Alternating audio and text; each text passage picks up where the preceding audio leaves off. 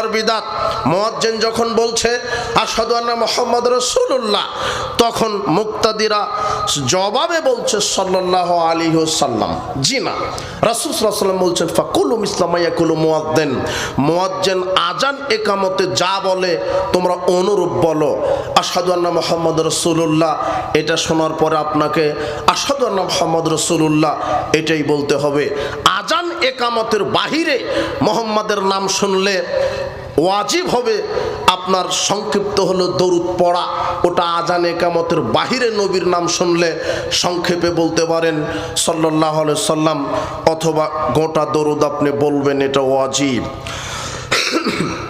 7 নম্বর বেদাত কি? আশহাদু আন্না মুহাম্মদ রাসূলুল্লাহ যখন বলছে তখন এক শ্রেণীর মানুষ 2 বৃদ্ধাঙ্গুলিতে চুমা দিয়ে চোখ মাসা করছে, যার দলিল নেই, এটা হলো বিদাত। 8 নম্বর বিদাত কি? কদ কামাতিস সালাহ, এর জবাবে বলছে আকামাল্লাহু আদামাহু, এটাও বলা বিদাত। আর একটা বিদাত কি দেখেন, ওই ইমাম সাহেব মুসল্লি ওখানে দাঁড়ায়নি তার সালাতের জায়গাতে, তার পূর্বেই মুয়াজ্জিন সাহেবই বলছে আপনারা দাঁড়ান, ওঠেন, কাতার সোজা করেন। এই দায়িত্ব মুয়াজ্জিনের নয়, এই দায়িত্ব হলো ইমাম সাহেবের। মুয়াজ্জিনের দায়িত্ব শুধু বলবে একামাত, মুয়াজ্জিন শুধু একামাত দিবে, তাতেই লোকেরা দাঁড়িয়ে সালাতের প্রস্তুতি নেবে।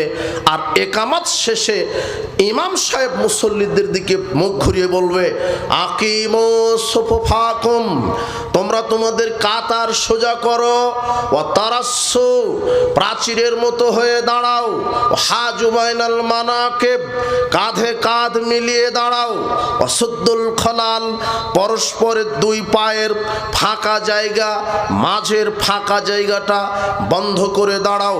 ইন্নিলারা শয়তান ইয়াদখুলু মিন খলালিস সাফ কান্নাল হাজাব, আমি মুহাম্মদ সাল্লাল্লাহু আলাইহি ওয়াসাল্লাম দেখছি তোমরা যে তোমাদের 2 জনার পরস্পরের 2 পায়ের মাঝের যে ফাঁকা জায়গা, ওখানে ফাঁকা রেখে যখন সালাতে তোমরা দাঁড়াও, শয়তান তখন ছাগলের বাচ্চার আকারে ফাঁকা জায়গাতে বসে থাকে।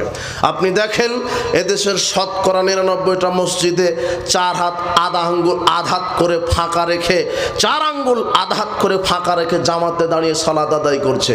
এই সুন্নাতকে কেউ মূল্যায়নই করে না।